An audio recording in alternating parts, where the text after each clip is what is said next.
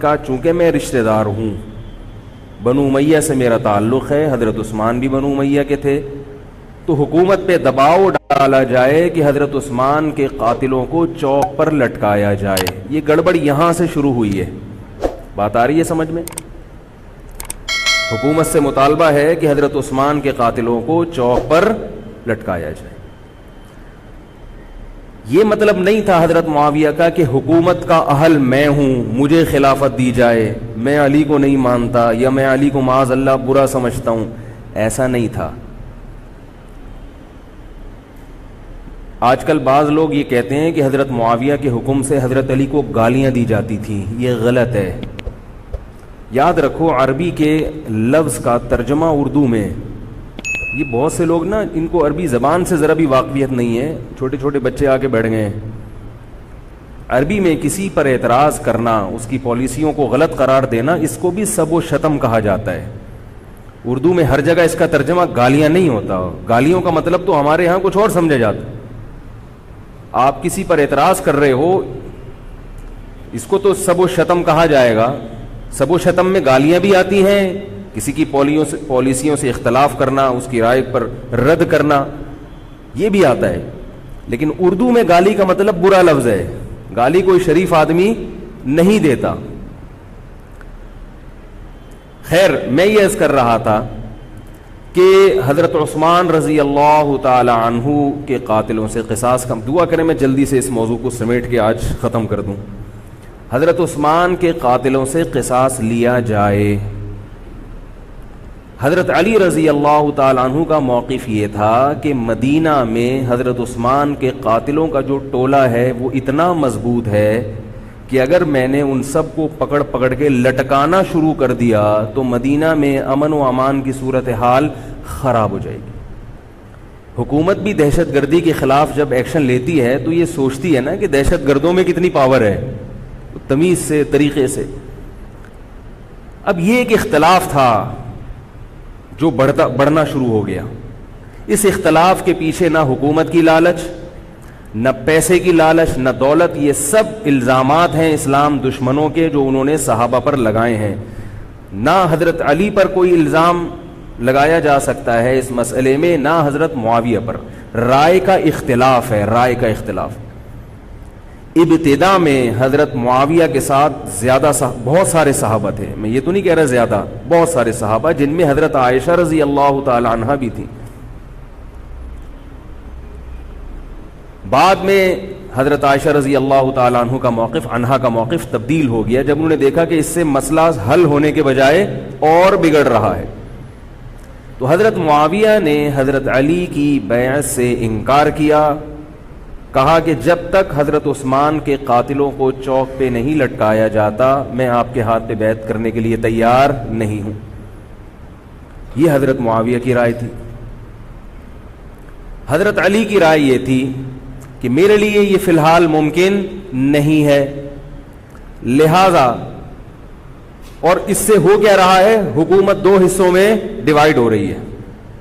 ان کی رائے یہ تھی کہ حضرت معاویہ رضی اللہ تعالی عنہ کو اپنے اس مطالبے سے دستبردار ہو کر میرے ہاتھ پہ بیعت کر لینی چاہیے، اور قرآن کا حکم ہے وَإِن طَائِفَتَانِ مِنَ الْمُؤْمِنِينَ اقْتَتَلُوا فَأَصْلِحُوا بَيْنَهُمَا فَإِن بَغَتْ إِحْدَاهُمَا عَلَى الْأُخْرَى فَقَاتِلُوا الَّتِي تَبْغِي حَتَّى تَفِيءَ إِلَى أَمْرِ اللَّهِ، کہ اگر مسلمانوں کا کوئی فریق بغاوت پہ اتر آئے، حکومت وقت سے لڑائی کرے، قاتل التی تبغی، تو جو طبقہ حکومت کو تسلیم نہیں کر رہا یا حکومت کے خلاف بغاوت کر رہا ہے اس سے قتال کرو۔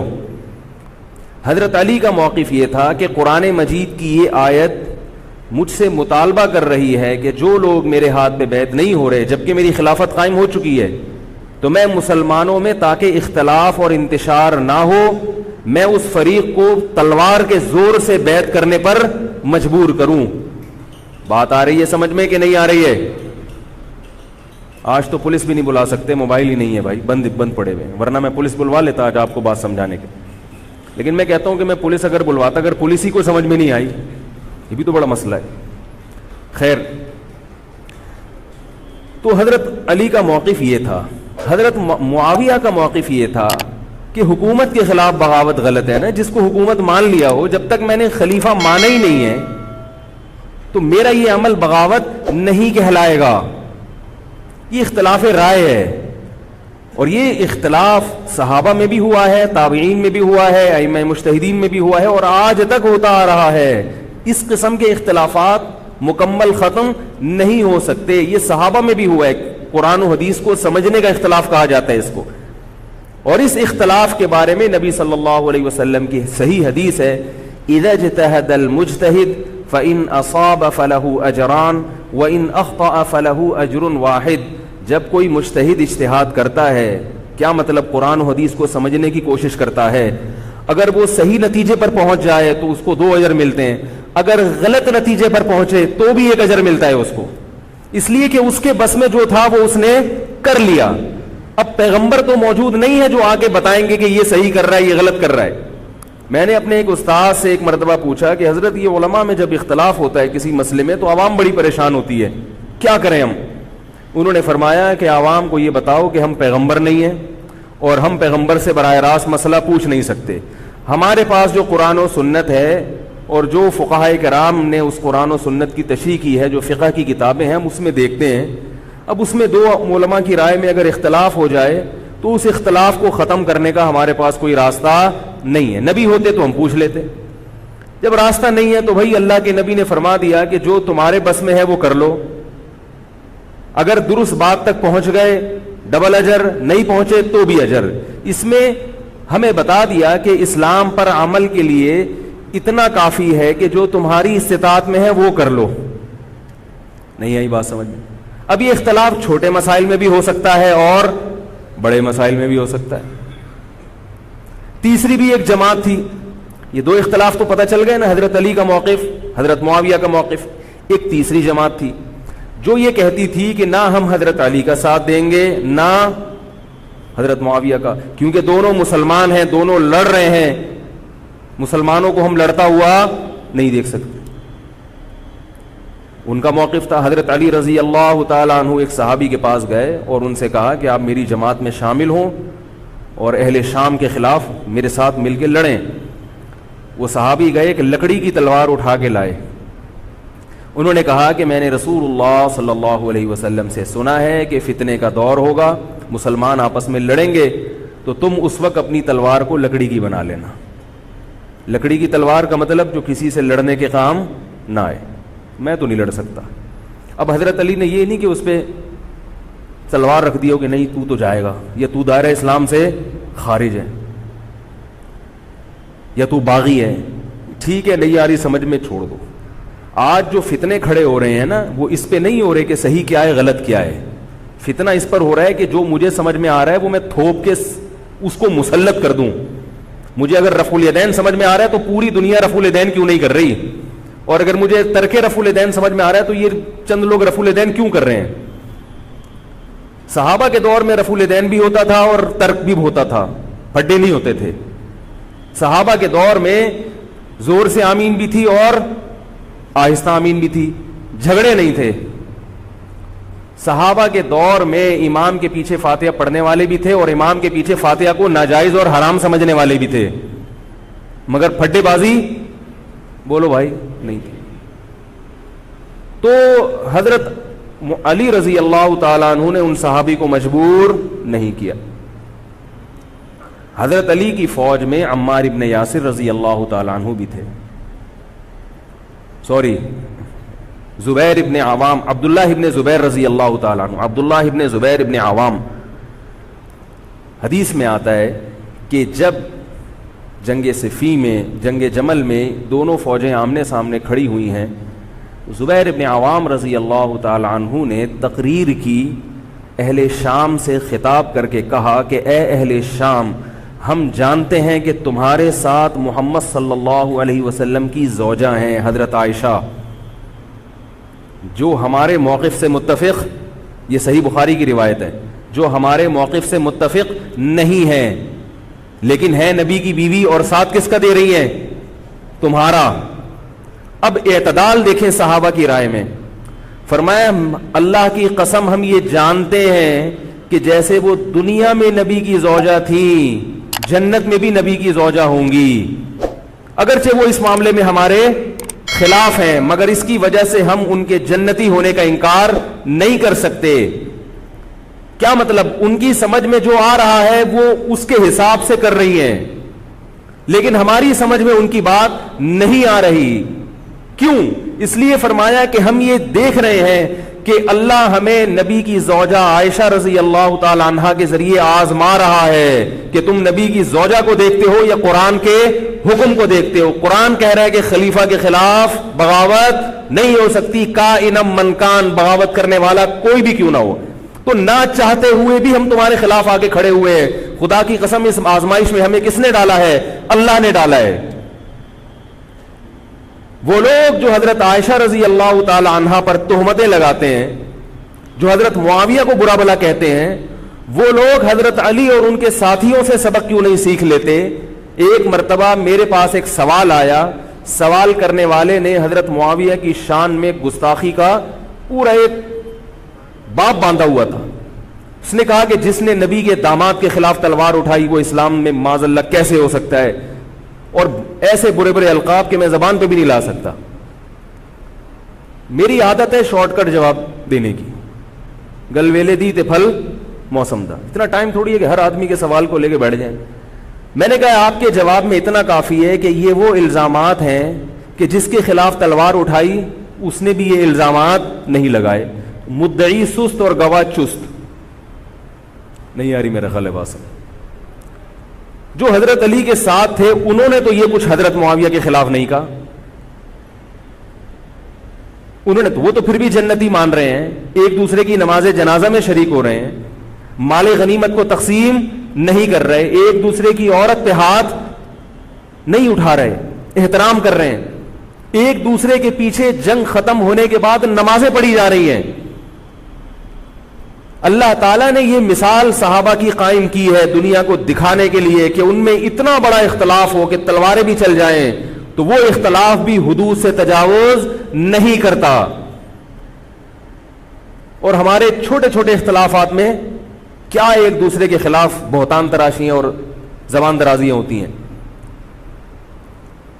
تو یہ اختلاف تھا حضرت علی اور حضرت معاویہ کا، جس میں تین فریق تھے۔ ایک حضرت علی تھے، ان کا موقف یہ تھا کہ میرے لیے تلوار اٹھانا واجب ہے۔ حضرت علی کے ساتھ جو لوگ تھے ان کا بھی یہ موقف تھا۔ حضرت معاویہ کا یہ موقف تھا کہ میں باغیوں کی فہرست میں آتا نہیں ہوں۔ کیوں نہیں آتا؟ اس لیے نہیں آتا کہ میں نے خلافت کو تسلیم نہیں کیا، اور ان کے ساتھ بھی صحابہ کرام کی ایک جماعت تھی۔ اور تیسرا موقف، بہت سارے صحابہ یہ تھے جو کہتے تھے ہم کسی کا ساتھ نہیں دیں گے، دونوں طرف مسلمان ہیں، ہماری تلوار سے کسی مسلمان کا خون ہو ہم یہ برداشت نہیں کر سکتے۔ ہماری رائے یہ ہے، اہل سنت والجماعت کی رائے یہ ہے کہ یہ ان تینوں فریقوں میں جو برحق تھے وہ حضرت علی تھے، کیونکہ حکومت تھی ان کے پاس۔ باقی جو دونوں فریق تھے صحابہ کرام کے، ان سے غلطی ہوئی ہے، مگر یہ غلطی اجتہادی ہے، یہ نفس پرستی والی غلطی، حکومت کی لالچ والی، دولت کی لالچ والی، یا ہٹ دھرمی والی یا ضد والی غلطی بولو بھائی نہیں ہے۔ یہ وہ غلطی ہے جس کے بارے میں محمد صلی اللہ علیہ وسلم نے فرمایا کہ اگر مجتہد سے غلطی ہوتی ہے تو بھی اس کو اجر ملتا ہے، کیونکہ اللہ نے قرآن میں فرمایا فاتقوا اللہ ما استطعتم، اللہ سے اتنا ڈرو جتنی تم میں استطاعت ہے۔ تو ان کی جتنی سمجھ میں آیا انہوں نے اس حساب سے کیا۔ تو دو جنگیں ہوئی ہیں، جنگ جمل اور جنگ صفین۔ اب ایک اور بات ہے، تاریخی حقیقت ہے کہ دو جنگوں کے بعد حضرت علی رضی اللہ تعالی عنہ کو خوارج نے شہید کر دیا۔ یہ وہی خوارج جو حضرت عثمان کے قاتل تھے، انہوں نے شہید کس کو کیا؟ حضرت علی کو۔ حضرت علی کی شہادت کے بعد حضرت حسن رضی اللہ تعالی عنہ کی 6 مہینے تقریباً خلافت رہی ہے۔ حضرت حسن رضی اللہ تعالی عنہ نے امت میں جوڑ پیدا کرنے کے لیے حضرت معاویہ رضی اللہ تعالی عنہ سے سلو کر لی، اور خلافت سے دستبردار ہو کر حضرت معاویہ کے ہاتھ پر بیعت ہو گئے۔ نہیں آ رہی میرا خیال، پولیس کو فون کریں یار، بہت اہم بات ہے یہ، اس کو اچھی طرح سمجھ لیں، اللہ کرے سمجھ میں آ جائے۔ تو جب یہ ہو گیا تو مسئلہ ختم ہو گیا نا. لوگوں نے حضرت حسن سے کہا, یہ میں بالکل مستند روایتیں پیش کر رہا ہوں, اس کے سب کے حوالے ہیں, اور بہت ایسا نہیں ہے کہ تاریخ کی کتابوں کے, یہ احادیث کی کتابوں کے سے پیش کر رہا ہوں. حدیث کا جو معیار ہے وہ تاریخی کتب سے بہت زیادہ ہوتا ہے. لوگوں نے حضرت حسن سے یہ کہا کہ یہ تو عار اور ذلت کی بات ہے کہ آپ کے والد نے جس کے خلاف 2 جنگیں لڑی ہوں, تو آپ اپنے والد کی جس سے دشمنی رہی ہو, بیٹا اس سے بیعت ہو رہا ہے. ہمارے ہاں اس کا تصور ہے. سیاسی لوٹے ہمارے ہاں بہت ہیں, مگر وہ بھی دنیاوی مفاد میں دائیں بائیں لڑکتے ہیں. آخرت کی خاطر کوئی اپنے ہوتے سے دستبردار ہو جائے, یہ نہیں ہوتا. حضرت حسن اہل بیت میں سے ہیں. حضرت حسن بیعت ہو گئے کس کے ہاتھ پر؟ حضرت معاویہ. لوگوں نے کہا یہ عار اور ذلت کی بات ہے. تو حضرت حسن کے وہ تاریخی الفاظ ہیں کہ میں دنیا کی ذلت کو جہنم کی آگ پر ترجیح دیتا ہوں. کیا مطلب؟ میں مسلمانوں کو آپس میں لڑتا ہوا نہیں دیکھ سکتا, میں نہیں لڑتا ہوا دیکھ سکتا. اب کوئی اس بیس پر حضرت علی پہ الزام لگائے کہ اس کا مطلب وہ لڑتا ہوا دیکھ سکتے تھے. بھائی ان کا جو موقف تھا, جو ان کی سمجھ میں آیا, وہ انہوں نے کیا. حضرت حسن کا موقف اپنے والد کے موقف سے مختلف تھا. یہ اختلاف رائے ہو سکتا ہے. ان کا موقف یہ تھا کہ بھئی حضرت معاویہ حکومت کے اہل ہوں یا نہ ہوں, یہ ایک الگ بحث ہے. اگر میں ان کے مقابلے میں متوازی حکومت قائم کروں گا تو پھر مطالبہ ہوگا حضرت عثمان کے قاتل سے قصاص, جو کہ ممکن نہیں ہے, اور پھر یہ لڑائی آگے چلے گی. بہتر ہے کہ دستبردار ہو جاؤ کہ حضرت آپ ہمارے خلیفہ ہیں, آپ ہمارے امیر ہیں. نبی صلی اللہ علیہ وسلم اس کی پیشگوئی پہلے کر چکے تھے. حضرت حسن رضی اللہ تعالیٰ عنہ کے بارے میں فرما چکے تھے کہ اللہ میرے اس بیٹے کے ذریعے مسلمانوں کے 2 فریق میں صلح پیدا کریں. تو جو اہل بیت سے محبت کرنے والے لوگ ہیں ان کو بھی چاہیے کہ کوئی ایسا کام نہ کریں جس سے مسلمانوں میں دوبارہ سے اختلاف اور انتشار پیدا ہو جائے. جوڑ کی اہمیت شریعت میں زیادہ ہے. اب جب حضرت معاویہ کی خلافت قائم ہوئی ہے, حضرت معاویہ نے حضرت حسن رضی اللہ تعالیٰ عنہ کے اکرام میں کوئی کسر نہیں چھوڑی. اس پر متواتر روایات ہیں کہ حضرت معاویہ جتنا حضرت حسن کا اکرام کیا کرتے تھے اتنا کسی کا اکرام نہیں کرتے تھے. بہت زیادہ آپ کو عزت دی حضرت معاویہ رضی اللہ تعالیٰ عنہ نے. حضرت معاویہ کے بعد یزید کی خلافت قائم ہوئی ہے, حکومت قائم ہوئی ہے. حضرت معاویہ صحابی رسول تھے. بہت سارے صحابہ کو آپ کے طریقہ حکومت پر اعتراض تھا, کیونکہ بہرحال باقاعدہ سلیکشن نہیں ہوئی تھی. لیکن پھر بھی صحابہ کرام نے جب حضرت حسن بیعت ہو گئے تو باقی کس کو اعتراض کا ہوگا بھائی. پھر حضرت معاویہ رضی اللہ تعالیٰ عنہ کے دور میں بہت جہاد ہوا ہے. اسلامی خلافت, ہمارا جو بر صغیر میں اسلام آیا ہے اس کا بہت بڑا حصہ حضرت معاویہ کے دور میں اسلام آیا یہاں. حضرت معاویہ کے بعد جب یزید خلیفہ بنا ہے مسلمانوں کا, تو بہت سارے صحابہ نے یزید کے ہاتھ پہ, بہت سارے تو نہیں, چند صحابہ نے یزید کے ہاتھ پر بیعت کرنے سے انکار کر دیا. وہ اتنے تھوڑے صحابہ ہیں جن کو انگلیوں پہ گنا جا سکتا ہے, جن میں حضرت حسین بھی تھے, حضرت حسن نہیں, حضرت حسن کے بھائی, بولو بھائی, حضرت حسین. جمہور صحابہ کا موقف یہ تھا کہ یزید کا طریقہ خلافت اگرچہ غلط ہے, طریقہ حکومت اگرچہ غلط ہے, مگر رسول اللہ صلی اللہ علیہ وسلم کی صحیح احادیث موجود ہیں. نبی صلی اللہ علیہ وسلم نے فرمایا, صحیح بخاری کی حدیث ہے, اسمعوا واطیعوا ولو سلط علیکم رجل حبشی کأن رأسہ ذبیبہ. آپ صلی اللہ علیہ وسلم نے فرمایا, سنو اور اطاعت کرو اگرچہ تم پر کوئی حبشی غلام مسلط کر دیا جائے جس کا سر کشمش کی طرح پچکا ہوا ہو. کیا مطلب؟ سلیکشن نہیں ہوئی بلکہ زبردستی مسلط ہو گیا کسی بھی طرح سے, اور جو مسلط ہوا وہ کسی بھی لحاظ سے حکومت کرنے کا اہل نہیں ہے, غلام ہے. غلام کبھی بھی حکومت کا اہل نہیں ہوتا, اور غلام بھی حبشی, کالا کلوٹا, گوروں سے جس کو ویسے ہی تبھی نفرت ہو, بھائی ہم سارے سفید ہیں اور یہ ایک بلیک کہاں سے آ گیا دوسری قوم کا آدمی. انسان دوسری قوم کے آدمی کو قبول نہیں کرتا, قوم بھی دوسری, اور فرمایا شکل بھی اچھی نہیں ہے. بھائی حاکم کم از کم شکل کا اچھا ہو تو اطاعت کرتے ہوئے مزہ آتا ہے, شکل بھی اچھی نہ ہو تو آدمی کہتا ہے یار اس کی مانوں میں, عجیب سا ہے یہ فطرت ہے انسان کی. لوگ کوشش کرتے ہیں نا امام لائیں تو شکل بھی اچھی ہو اس کی, یہ کوشش کرتے ہیں لوگ, امام میں پتہ نہیں کیا کیا دیکھ رہے ہوتے ہیں. تو کیا ہے, شکل بھی اچھی نہیں ہے اور عقل بھی نہیں ہے, سر پچکا ہوا ہے کس کی طرح, کشمش کی طرح. صحیح ہے بخاری کی حدیث. مطلب یہ کہ کسی بھی لحاظ سے نہ لک وائز اچھا لگ رہا ہے آپ کو, نہ اس کے اندر صلاحیتیں, مگر مسلط ہو گیا, کسی نے بھی مسلط کر دیا, تو آپ نے فرمایا اب اس کے خلاف بغاوت نہیں کرنی, اس کی اطاعت کرنی ہے. آپ کہیں گے یہ کیسا حکم ہے بھائی اسلام کا, ایک آدمی نا اہل ہے مگر اس کی مان کے چلو تو مروا دے گا. یہ اس لیے اسلام نے حکم دیا ہے کہ اس کے پاس پاور تھی تو مسلط ہوا ہے نا, کیا خیال ہے بھائی. تو اب جب اس کے خلاف چلو گے تو اس سے وہ ہٹنے والا نہیں ہے, وہ خون خرابہ کر دے گا, قتل و غارت کرے گا اور فساد پیدا کر دے گا وہ. کیونکہ اگر وہ کمزور ہوتا تو خلیفہ بنتا نہیں. وہ خلیفہ کی, حاکم کی ڈیفینیشن کیا ہے, جس کے پاس قوت نافذہ ہو. ایک دن ایک صاحب کہنے لگے مسلم لیگ کے دور میں, جنرل مشرف کے دور میں اس کو نہیں مانتا, میں اس کو نہیں مانتا. میں نے کہا آپ کے ماننے نہ ماننے سے کچھ نہیں ہوتا, وہ مسلط ہو گیا ہے, جس طریقے ہیلی کاپٹر سے آیا ہو یا فرشتے اس کو لائے ہوں. کیونکہ حاکم کی جو ڈیفینیشن ہے کہ جس کے پاس قوت نافذہ ہو. قوت نافذہ اردو کا گاڑا لفظ ہے. قوت نافذہ کہتے ہیں کہ جب وہ کچھ کہتا ہو تو کر کے دکھا سکتا ہو, چاہے فوج کے ذریعے, چاہے پولیس کے ذریعے, چاہے کسی بھی طریقے. ایک آدمی کو پوری قوم نے سلیکٹ کر لیا مگر اس کی سنتا کوئی نہیں ہے, وہ کچھ کہتا ہے تو اس کے منہ سے الفاظ نکل کے ہوا میں تحلیل ہو جاتے ہیں, چلتی کسی اور کی ہے, وہ جو کہتا ہے کر کے دکھا دیتا ہے. تو اصل حاکم کون ہے, جو کہتا ہے اور کر کے دکھا دیتا.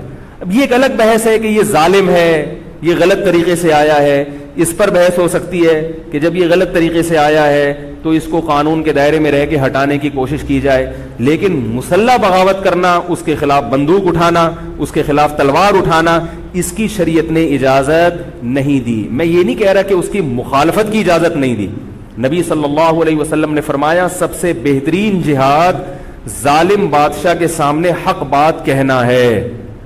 کہنے کی حد تک آپ کو مخالفت کی اجازت ہے کہ بھائی یہ جو وزیر اعظم کا بیان آیا ہے یہ بیان ملک کا بیڑا غرق کر دے گا, ان کی پالیسیاں صحیح, جیسے آج کل ہو رہا ہے کہ اخباروں میں کالم نگار اپنی اپنی رائے لکھتے ہیں حکمرانوں کے بارے میں, لکھنے کی حد تک, بولنے کی حد تک ہے.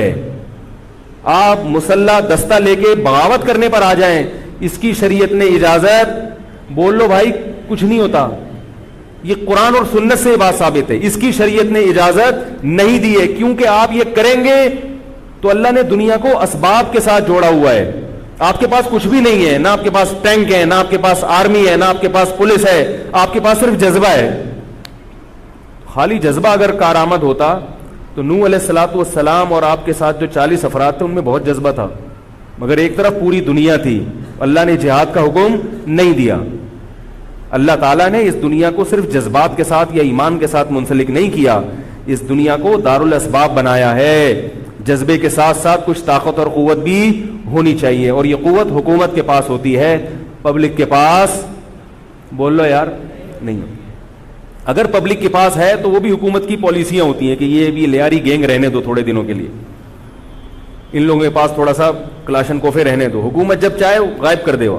یہ جو کلاشن کوفے لے کے لوگ گھوم رہے ہوتے ہیں نا اور بتا رہے ہوتے ہیں ہم امام مہدی کا لشکر ہیں, یہ سب گورنمنٹ کے لوگ ہوتے ہیں.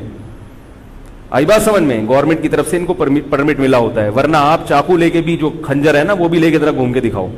تو جو بھی امام مہدی کا لشکر کا دعویٰ کر رہا ہے اور کہہ رہا ہے میں یوں کر دوں گا, میں یوں کر دوں گا, میرے ساتھ آ جاؤ, تو سمجھ لو گورنمنٹ نے اس کو خود ہی بٹھایا ہوا ہے. اور بعض دفعہ حکومت اپنی مخالفت کے لیے بھی بندے بٹھا دیتی ہے. یہ ایجنسی والے بڑے ہوشیار ہوتے ہیں, یہ اپنی مخالفت کے لیے پبلک بندوں کو خرید کے بٹھاتے ہیں کہ تم آرمی کے خلاف اور ایجنسیوں کے خلاف تقریریں کرو اور جہاد کا اعلان کرو. اس کا نتیجہ کیا نکلتا ہے, جو جو جہاد کے اعلان میں ان کے ساتھ ہوتے چلے جاتے ہیں ان کے نام ایجنسیوں کے پاس پہنچ جاتا ہے. پھر ایجنسیاں کہتی ہیں ابھی ان کو کھل کے جہاد کرنے دو تاکہ جتنے لوگوں میں اس قسم کے جہاد کے جراثیم ہیں وہ تمام آ جائیں اور ایک ہی دفعہ اسپرے کر کے سب کو نمٹا دیا جائے. یہ ایک بچوں کی طرح کبھی اس کو پکڑ لیا, یہ کام نہیں ہوتا.